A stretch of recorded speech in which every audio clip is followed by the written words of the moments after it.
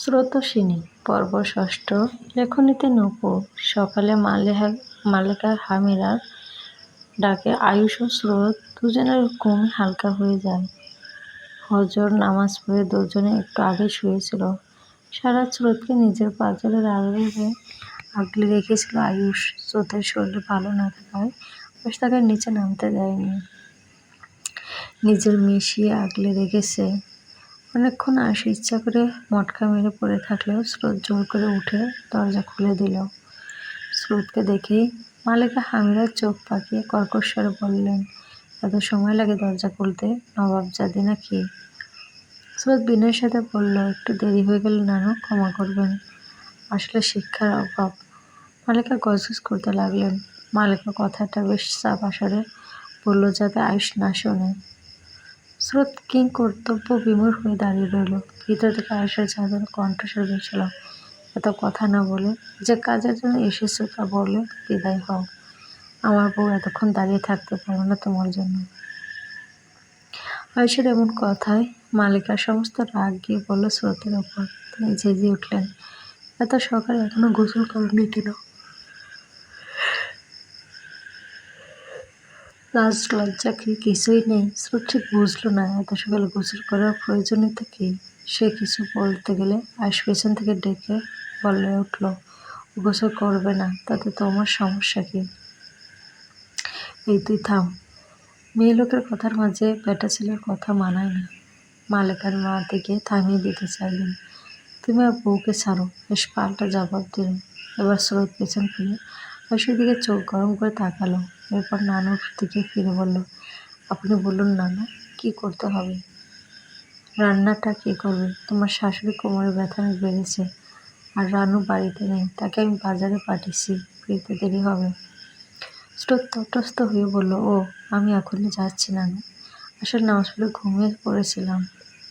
এত বিলাসিতা করলে সংসার করবে কখন? মালেকা টিপ্পনি কাটলেন। আয়ুষ আর শুয়ে থাকলো না, উঠে দরজার দিকে এগিয়ে আসলো। কি সমস্যা তোমার? সকাল সকাল বইয়ের উপর এভাবে খেপছো কেন?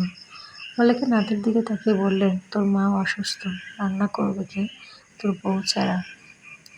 আয়ুষ কিছু বলতে গেলে স্রোত তাকে বাধা দিয়ে বলল, আমি পারবো, আমার কিছু হবে না, আপনি আর একটু শুয়ে থাকুন, না হয় পারলে জিম করে নিন, আমি রান্নাটা করে ফেলি। হাঁস চোখ পাকিয়ে তাকালে স্রোত চুপ হয়ে গেল। বেশ গম্ভীর স্বরে বলল, সাবধানে করবে, কোনো সমস্যা হলে সাথে সাথে আমাকে জানাবে। জি। স্রোত মালিকের সাথে নিচে চলে গেল। হাঁস মেজাজ খারাপ হয়ে জিম রুমে ঢুকলো। সে ভাবলো আজকেই নতুন একজন কাজের লোক ঠিক করবে। রান্নাঘরে মালিকা হামিদা যেন স্রোতকে জব্দ করার বরণাস্ত্র সাজিয়ে বসেছিলেন। শোনো, কি কি রান্না করতে হবে?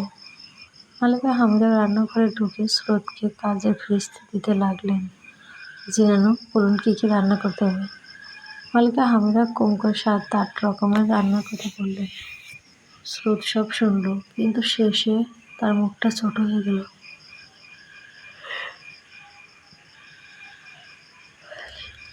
সব রান্না হবে শিলপাটায় বাটা মশলায়। আর শোনো, শুকনো ঝালের গুঁড়ো দেবে না, আমি খেতে পারি না, সব কিছু শিলপাটায় বেটে দেবে।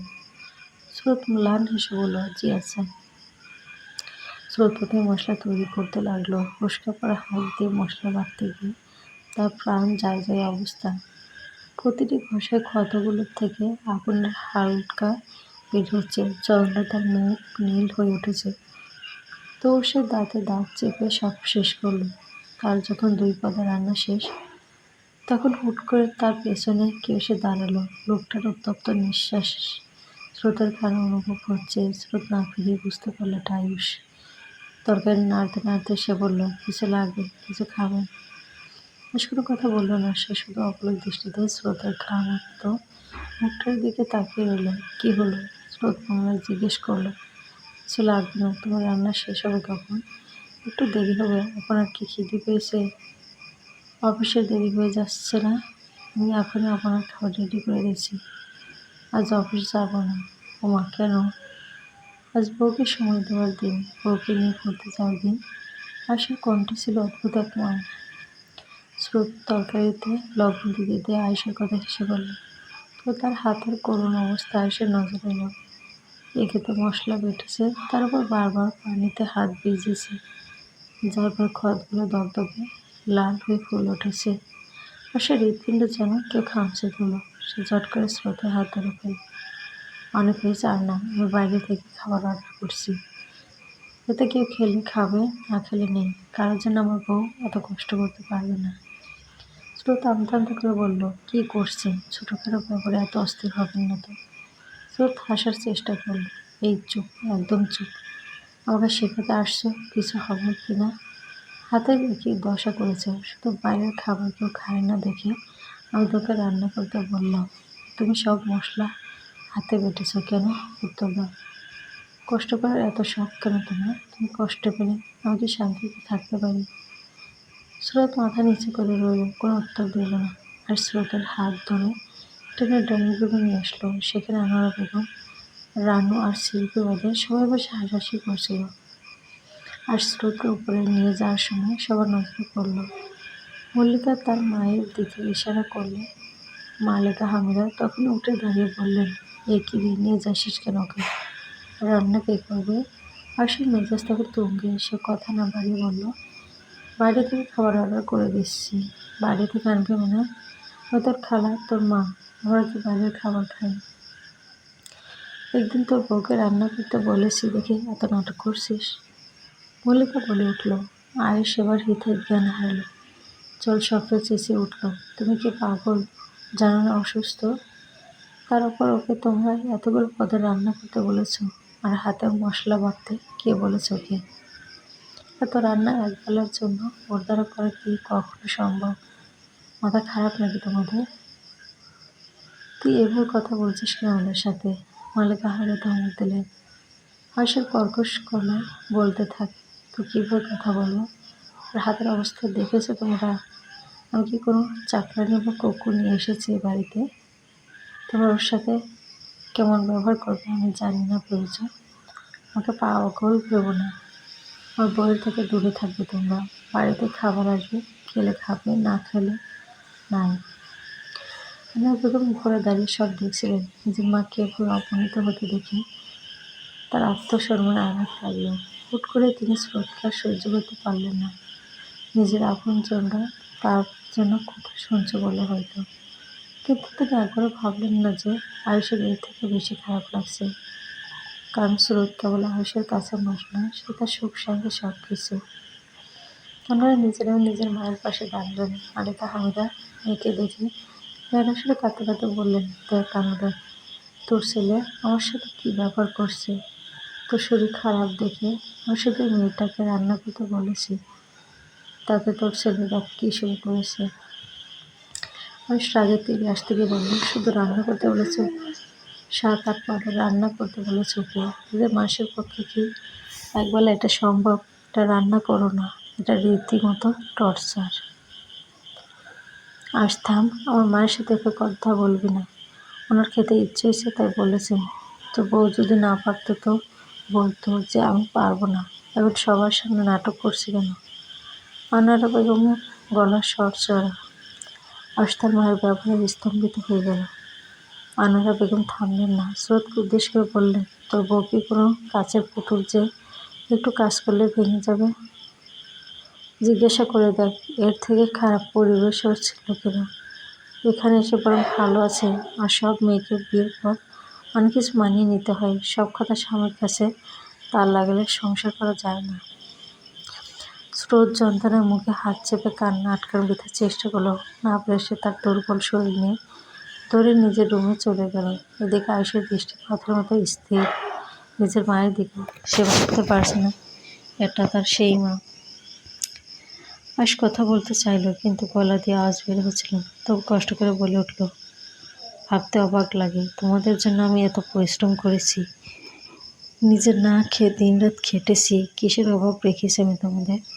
আর সেই তোমরা আমার একটু একটু সুখ কেড়ে নেওয়ার জন্য উঠে পড়ে লেগেছ।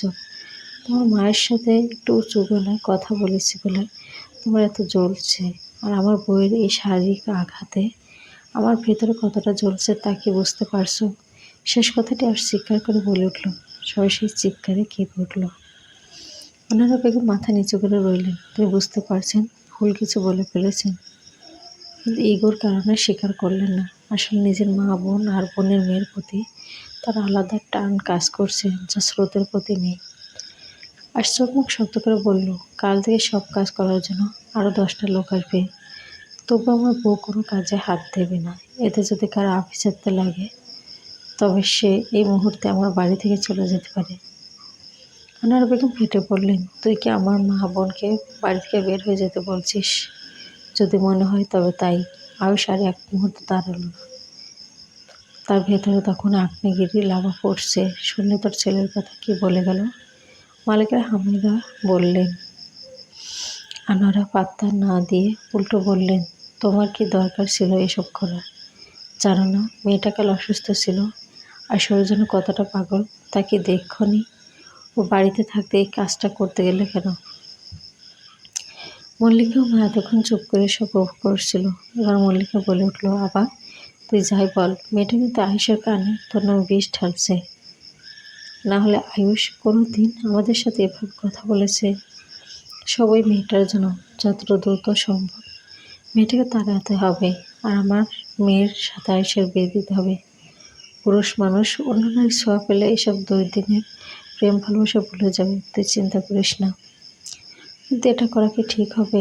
আনোয়ারা বেগম দ্বিধায় ভুগছেন। তুই থাম তো, ভালো থাকতে গেলে একটু খারাপ হতে হয়। সবাই মিলে আনোয়ারা বেগমের মন স্রোতের প্রতি বিষিয়ে তুলতে থাকলো। আজ ঘরে এসে দেখলো ঘর ফাঁকা। ব্যালকনি থেকে ফুপি কান্নার শব্দ আসছে। আয়ুষ দরজায় হেলান দিয়ে ভাবলো, তাকে সুখ দিতে গিয়ে উল্টো আর দুঃখী বানিয়ে দিলাম।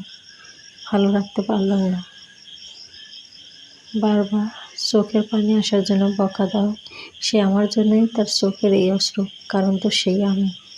ধীরপায়ে স্রোতের দিকে এগিয়ে যায় আয়ুষ। আয়ুষকে লক্ষ্য করা মাত্র স্রোত চোখের পানি মুছে স্বাভাবিক হয় এবং বোঝায় যেন তার কিছুই হয়নি। আর স্রোতের বসে বসে স্রোতের ক্ষতবিক্ষত হাতটি নিজের ঠোঁটের ওপর রাখলো। অন্য হাত দিয়ে স্রোতের গালি চষকে মায়াবিস্বরে বলল, তোকে আমি সুখ দিতে পারছি না জান, আমি ব্যর্থ। স্রোত সামনের বুকে মাথা দিয়ে বলল, আপনি আমার কাছে আছেন, এটাই আমার সুখ। আপনার ভালোবাসার কাছে এসব তুচ্ছ। আপনি সাথে থাকলে আমার আর কিচ্ছু লাগবে না। আপনি বেশি ভাববেন না। স্রোত মেয়েটা অল্পতেই খুশি হয়ে যায়। সে কেবল একটু যত্নে কাঙ্গাল। আয়ুষ মলম নিয়ে এসে আবার স্রোতকে নিজের কাছে টেনে নিল। ঘুরতে যাবো পাখি? কোথায় যাব? চলো দুজনে একসাথে হারিয়ে যাই কোনো অজানায়। আয়ুষের বলার ধরনে স্রোত খিলখিল হেসে উঠল। সে নিষ্পাপ হাসির শব্দে আয়ুষের মনে শীতল হাওয়া বয়ে গেল। তাদের এই ভালোবাসার মুহূর্তের কাছে দুনিয়ার সব সুখ দুঃখ তুচ্ছ মনে হয়। যাবেন নাকি ম্যাডাম? যাব। তবে ফ্রেশ একটু ঘুমান, বিকেলে বের হবো। আজ মেঘলা দিন, আপনাকে নিয়ে মেঘে হারিয়ে যাব। আর স্রোতকে পাজা করে তুলে নিল। এ কি করছেন? চুপ। আজ নিজে স্রোতকে ফ্রেশ করিয়ে আনলো। সে আর স্রোতের হাতে পানি লাগাতে চাচ্ছে না। বিকেলে বের হওয়ার সময় একবার ডাক্তারকে দেখিয়ে আনবে, পাশে ইনফেকশন না হয়ে যায়। আশাদ অফিসে যায়নি, তাই বাড়ি থেকে ল্যাপটপে কিছু কাজ সেরে নিচ্ছিল। স্রোত পাশে শুয়ে ঘুমিয়ে পড়লো। আয়শা এক হাতে টাইপ করছে আর অন্য হাত দিয়ে স্রোতের মাথায় বিলি কেটে দিচ্ছে। এতে স্রোত আরও আরাম পাচ্ছে। স্রোতের যে ঘুম ভাঙলো তখন বেলা 5টা। পাশে তাকিয়ে দেখলো আয়ুষ তার দিকে মুখ করে কাঁধে শুয়ে আছে। স্রোত আয়ুষের মাথায় হাত দিতে গেলেও আয়ুষ চোখ মেলল। স্রোত একটু চমকে উঠে, আপনি ঘুমাননি? তবে বুঝলেন কিভাবে? আমার ঘুম তোমার মতো তো গভীর না, একটু নাড়াচাড়াতে ভেঙে যায়। ভারী অদ্ভুত ঘুম তো আপনার। ফ্রেশ হয়ে রেডি হয়ে নাও, সারাদিন তো কিছু খেলে না। আমি রানুকে বলি খাবার দিয়ে যেতে। স্রোত ফ্রেশ হয়ে খেতে বসলে আয়ুষ রেডি হতে লাগলো। ব্ল্যাক ফরমাল প্যান্ট আর সাদা শার্ট পরে নিজেকে আয়নায় দেখে নিল। স্রোত খাচ্ছে কম, আয়ুষকে দেখছে বেশি। ছেলে মানুষ যে এত সাজগোজ করতে পারে তা সে জানতো না। স্রোত হঠাৎ জিজ্ঞেস করলো, আচ্ছা আপনার বয়স কত? আয়ুষ চুল ঠিক করতে করতে বলে 30। স্রোতের বিষম ওঠার দশা। কি বলে এটা? আপনি আপনি দেখতে বোঝা যাচ্ছে না যে আপনি বয়স্ক। আয়ুষ ভ্রু কুঁচকে তাকালো। বয়স্ক মানে? What do you mean by বয়স্ক? স্রোত চোখ এদিক ওদিক করে বলল, আসলে আমার তো 18, তাই আমার তুলনায় বয়স্ক।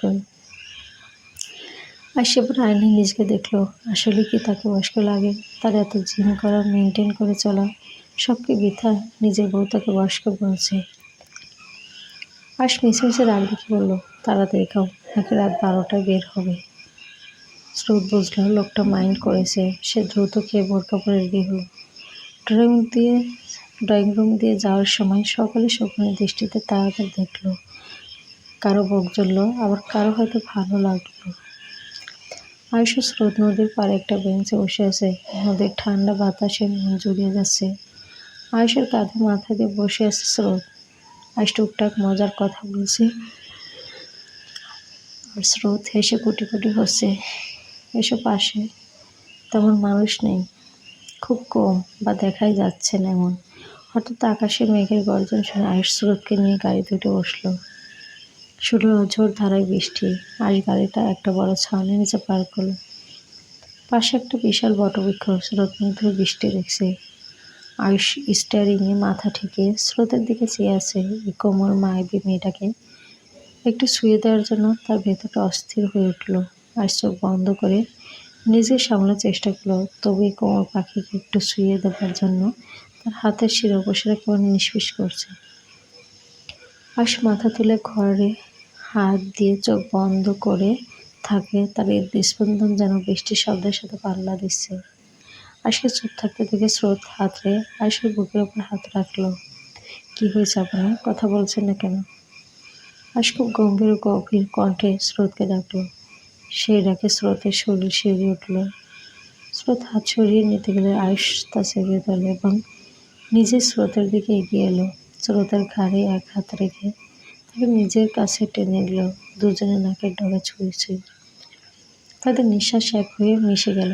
আয়ুষ অস্থির ও গভীর স্বরে বলে ওঠে, একবার, শুধু একবার। স্রোতের ভেতরটা ধক করে উঠল। তবু নিজেকে সামলে নেওয়ার বৃথা চেষ্টা করে। স্রোত কোনো কথা বলল না, শুধু আয়ুষের শার্ট খামচিয়ে ধরল। এরপর হঠাৎ স্রোত নিজের কোমল ওষ্ঠ ধরে আয়ুষের পুরো ওষ্ঠের উষ্ণ ছোঁয়া পেল। মুহূর্তে পৃথিবী যেন থমকে গেল। সেকেন্ডের মাঝে আয়ুষ ওষ্ঠের মাঝে দূরত্ব বাড়ায়। স্রোত জোরে নিঃশ্বাস ফেলছে। আয়ুষ ঠোঁটের উপর ছোট ছোট চুমু দেয়। তবে সময় পেরোতে তারও গভীর হয়। পুরুষালী পুরু ওষ্ঠের মাঝে স্রোতের কোমল ঠোঁট লাল হয়ে ছিলে যায়। কত সময় পেয়েছে জানা নেই। বাইরে ঝড় তুফানের সাথে আয়ুষের মনেও ঝড় বয়ে যাচ্ছে। তবু নিজেকে নিয়ন্ত্রণ করলো ছেলেটা। স্রোতের কপালে কপাল ঠেকিয়ে দুজনে জোরে নিঃশ্বাস ফেলছে। একজন নিজেকে সামলাতে, অন্যজন লজ্জা ঠেকাতে ব্যস্ত। সময় পেরোলেও আয়ুষের মনে বইছে অন্য এক উন্মাদনা। ঝড় তুফানের ভেতর আয়ুষ ও স্রোত মধ্যরাতে বাড়ি ফিরেছে। এমন না যে সারা রাত ঝড় হয়েছে, বরং দুই কপট কপতি শহরের নিস্তব্ধ রাস্তায় ঘুরে বেরিয়েছে। রাতের বৃষ্টি ভেজা শহর উপভোগ করেছে। সকালে ফোনের আওয়াজে আয়ুষের ঘুম ভেঙে যায়। স্রোত অনেক আগেই উঠে পড়েছে এবং সে নিচে চলে গেছে। হাজার বারণ করা সত্ত্বেও সে কাজ করতে গিয়েছে। তার নাকি বসে থাকলে শরীর ব্যথা করে। কথায় আর যুক্তিতে না পেরে তাকে যেতে দিয়েছে সে। তাই আয়ুষ একাই ঘুমাচ্ছিল। পাশ থেকে ফোন কানে ধরতেই প্রবীণের কণ্ঠ ভেসেল, স্যার, আপনার বাইক আপনার বাড়ির পার্কিং এরিয়াতে পৌঁছে গেছে, আপনি চেক করে নেবেন। আয়ুষ চিরসময় সেই গম্ভীর কণ্ঠে বলে উঠল, ইডিয়েট, কবে পাঠাতে বলেছি আর কবে পাঠিয়েছো? আসলে স্যার, কি আসলে নকলে করছো? আপনি যে কালারটা দিয়েছেন সেটা পেতে একটু সময় লাগলো। আয়ুষ বার কিছু বলল না। সে অফিসের কিছু নির্দেশ দিয়ে ফোন রেখে দিল। কর্মীজন টানা কম্পিউটারটা সরিয়ে উঠে কিছুক্ষণ বসে থাকলো চোখ বন্ধ করে। তারপর ধীর পায়ে সে ব্যালকনিতে গেল। নিচে সুন্দর 3টি বাইক দাঁড় করানো। সেখানে একটা ব্ল্যাক রেড এবং কোনোটা ব্ল্যাক ও ব্লুর সংমিশ্রণ। তার বউয়ের 3টি শখের জিনিস। আয়ুষ ব্যায়াম ও গোসল সেরে অফিস জন্য রেডি হয়ে নিচে নামলো। আয়ুষকে নিচে নামতে দেখে স্রোত খাবার টেবিল দিয়ে তাকে দ্রুত হাতে খাবার বেড়ে দিল। সকালে নতুন কাজের লোক এসেছে, কিন্তু রান্নাটা স্রোত ইচ্ছে করেই নিজে করেছে। তার মনে হয়েছে, কি দরকার মানুষগুলোকে কষ্ট দেয়, যখন বাইরের মানুষের হাতে রান্না তারা খাবেই না। আর সে নিয়ে আর কথা বাড়ালো না। এতবার বারণ করার পরও যখন শোনেনি, এখন আর ঝামেলা করতে ইচ্ছে করছে না। প্রতিদিনের মতো আয়ুষ নিজে খেলো এবং স্রোতকে খাইয়ে দিল। খাবার টেবিলে এখন কেউ নেই, হয়তো এখনও কেউ ওঠেনি। আয়ুষ খাওয়া শেষ করে স্রোতকে নিয়ে বাইরের দিকে হাঁটতে শুরু করলো। এ কি, কোথায় নিয়ে যাচ্ছেন? চলোই না। স্রোত পার্কিং এরিয়াতে পৌঁছে হা হয়ে তাকিয়ে থাকলো। আর স্রোতের গাল টেনে বলল, কি ম্যাডাম, পছন্দ হয়েছে? স্রোত আহ্লাদে আয়ুষকে এক হাত দিয়ে জড়িয়ে ধরল, কিন্তু আয়ুষের বিশাল দেহের তুলনায় স্রোত যেন মশার মতো, তাই ঠিকমতো ধরতে পারল না। সেসব পাত্তা না দিয়ে স্রোত এক একটা বাইক জড়িয়ে ধরল। কি সুন্দর, এইটা আর এইটা আমার পছন্দের কালার, কত দেখেছি এগুলো। আপনি কবে কিনলেন বাইক? আমি তো কাল দেখলাম না, আজ সকালে এসেছে, কত সুন্দর। প্রিয় স্ত্রী হাসি মুখ মুগ্ধ হয়ে দেখছে আয়ুষ। স্রোত আয়ুষের কোটের এক অংশ টেনে বলল, আমাকে কবে নিয়ে বাইকে ঘুরবেন বলেন। আর স্রোতের কপালে ছোট চুমু দিয়ে মাথার ওড়না ঠিক করে দিতে দিতে বলল, আর সন্ধ্যায় লং ড্রাইভে যাব আমার রনিকে নিয়ে, খুব মজা হবে। স্রোতের খুশি দেখে আয়ুষের ঠোঁটে হাসি ফুটে উঠল। সাবধানে থাকবে, কোনো সমস্যা হলে লুকিয়ে না রেখে আমাকে সাথে সাথে ফোন করবে। আসো না, আমি তাড়াতাড়ি চলে আসবো। কেউ কিছু বললে আমাকে বলবে, মনে থাকবে? জি থাকবে। আই লাভ ইউ স্রোত।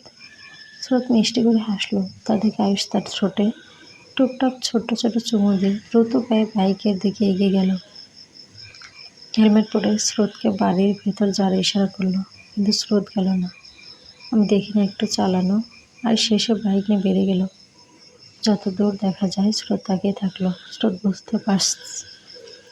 বুঝতে পারছে মানুষটার প্রতি তার দিন দিন আলাদা একটা টান তৈরি হচ্ছে। আসলে এমন ভালোবাসা কয়জন পায়, সে ভাগ্য করে পেয়েছে, তাই কখনো এর অবহেলা করবে না। সে খুব ভালোবাসবে তার স্বামীকে। স্রোত বাড়ির ভেতরে গেলে দেখলো সকলে নিচে নেমে এসেছে। একটু আগেই তো সকলের রুমের দরজা বন্ধ ছিল, এর মাঝে সবাই রেডি হয়ে নিচে চলে এলো। স্রোত খুব একটা ভাবলো না, সে রান্নাঘরে গেল বাকি রান্নাটা শেষ করার জন্য। এর মাঝে রান্নাঘরে এলো মায়া আর তার মা মল্লিকা। স্রোতকে রান্না করতে দেখে তারা নিজেদের মতো কফের কথা বলে গেল। স্রোত বাধ্য মেয়ের মতো তা করে দিল। ড্রয়িং রুমে গেলে আনোয়ারা বেগম বললেন, স্রোত তুমি একটু আমার মায়ের পা টিপে দাও তো, বাড়ির একমাত্র বউ, একটু তো সবার আদর যত্ন করতেই হবে। মা, আমি রান্নাটা নামিয়ে দিয়ে তারপর কাজটা করে দিই। আনোয়ারা রেগে বললেন, তোমাকে ওদিকটা দেখতে হবে না, যেটা বলেছে সেটা করো। স্রোত মাথা নিচে সম্মত দিল, আচ্ছা মা। মালিকা হামিরা পা তুলে সোফায় বসলেন, আর স্রোত পা টিপে দিতে লাগলো। আস্তে আস্তে একে সকলে উপরে গেল।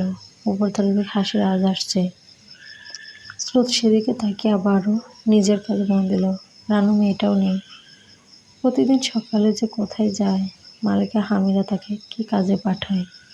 স্রোত তার জিজ্ঞাসা করবে। বাড়ি কাজ সেরে কাজের লোকগুলো চলে এলো। দুপুরে আবার আসবে। 2 ঘন্টা একইভাবে পা টিপে দিতে গিয়ে স্রোতের বেহাল দশা, তাও কিছু বলছে না। এর মাঝে মা আবার রেডি হয়ে নিচে নামলো। পেছনে আনোয়ারা বেগম, স্রোত তুমি একটু মায়ের সাথে বাইরে যাও তো, ওর নাকি একা যেতে ভালো লাগছে না। কেউ সাথে গেলে ভালো হতো, আমি আর মল্লিকা যেতে পারছি না, তুমি যাও। স্রোত আচ্ছা বলে উঠে রুমে যেতে চাইল, বোরকা পরবে আর আজকে ফোন করে জানাবে বলে, কিন্তু উপর থেকে মল্লিকা তার বোরকা নিয়ে দ্রুত নেমে আসলেন। হাঁপাতে বললেন, এই না তোমার বোরকা, আর উপরে যেতে হবে না। স্রোত একটু অবাক হলো এত তাড়াহুড়ো করা দেখে। মা, আপনার ছেলেকে তো কিছু বলা হলো না। আরে রে, আরে যাবে আর আসবে, আজকে আমি জানিয়ে দেবো, তোমরা সাবধানে যাও। স্রোত আর কি বলবে, বোরকা নিকাব পরে রেডি হয়ে গেল। মায়া তাকে নিয়ে বের হলো।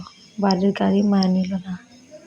বাড়ির একটা সিএনজি দাঁড়িয়েছিল, দুজন সেটাতেই উঠে বসলো।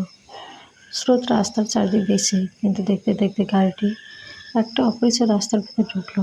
অনেকক্ষণ হওয়ার পরও গাড়ি থামছে না। স্রোত বলল, আপু, আমরা কোথায় যাচ্ছি? মা বিরক্ত হয়ে ফোন থেকে দৃষ্টি সরিয়ে স্রোতের দিকে তাকালো। এত কথা বলো কেন? যেখানে নিয়ে যাচ্ছে যাবো। না মানে আমি তো এই দিকটা চিনি না, সব দিক কি তুমি চিনে রাখবে নাকি? আশ্চর্য। স্রোত মাথা নিচু করে নিল। সে কিছু বলতে গেলেই তাকে সবাই এমনভাবে অপমান করে কেন? তার এমন করে মনে হয় তার শরীরে নোংরা লেগে আছে। স্রোত খেয়াল করলো সিএনজি চালককেও কিছু বলা লাগছে না। গাড়িতে ওঠার পর থেকে সে একাই চালিয়ে যাচ্ছে। এবার একটু ভয় ভয় করছে স্রোতের, না জানি কোথায় তাকে নিয়ে যাচ্ছে। অনেকক্ষণ পর তারা জঙ্গলের রাস্তায় আসলো। এবার স্রোত না থাকতে পেরে বলে উঠল, আপু আমি যাবো না, আমি বাড়ি যাবো। উনি প্লিজ বাড়ি ফিরে চলুন আপু। মায়া বাঁকা এসে ফোন দেখতে থাকলো। এদিকে স্রোত কেঁদে দিয়েছে, মামা গাড়িটা থামান, আমি যাবো না মামা। কিন্তু কেউ তার কথা শুনল না। গাড়ির গতি আরও বেড়ে গেল। ঘন জঙ্গলের ভেতরের দিনকেও রাত মনে হচ্ছে। তখন বাজে বেলা 1টা। তারা 3 ঘন্টা যাবত এই গাড়িতে। স্রোত নিকাবের আড়ালে ফুঁপে কেঁদে উঠল। সে বেশ বুঝতে পারছে মার সাথে এসে খুব বড় ভুল করেছে। তার আয়ুষের কথা শোনা উচিত ছিল। তার আয়ুষ। স্রোত নিঃশব্দে কেঁদে চলেছে। স্রোত মায়ের হাত ধরে বলল, আপু প্লিজ বাড়ি চলো। আমি যাবো না আপু, আমাকে বাড়ি রেখে আসো। মায়া ঝাড়া মেরে হাত সরিয়ে দিল আর ঠাস করে একটা থাপ্পড় মেরে বসল। একদম চুপ। আর একটা শব্দ কানে আসলে এই জঙ্গলে তোকে পুঁতে রেখে যাও। খুব শখ আমার আজকে বিয়ে করা, খুব শখ। আজ তো শখ মেটাবো। যৌবনের কত জ্বালা আজ তোকে দেখাবো।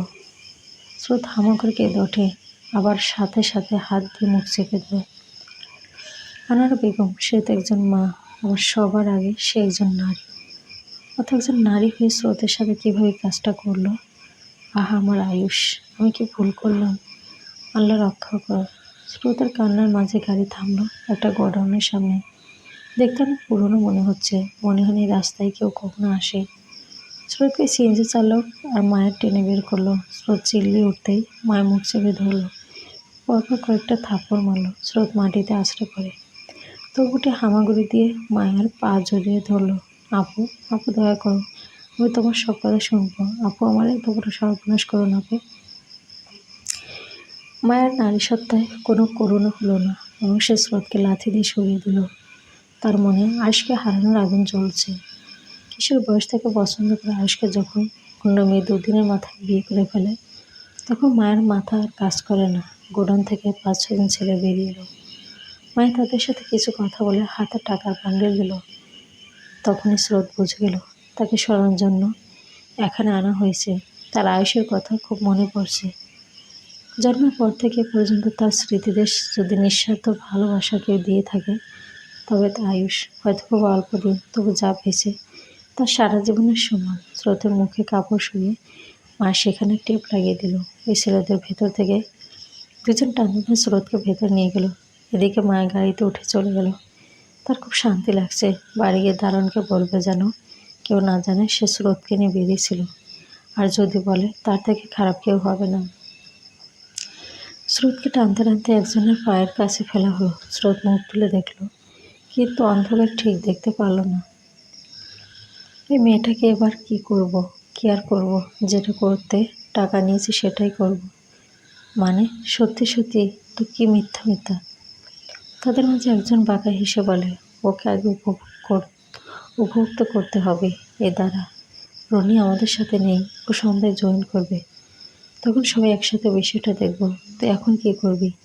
কি আর করবো, হাত পা বেঁধে কোনায় ফেলে রাখ, ঠিক আছে? স্রোত কিছু বলতে পারছে না, শুধু কেঁদে চলেছে।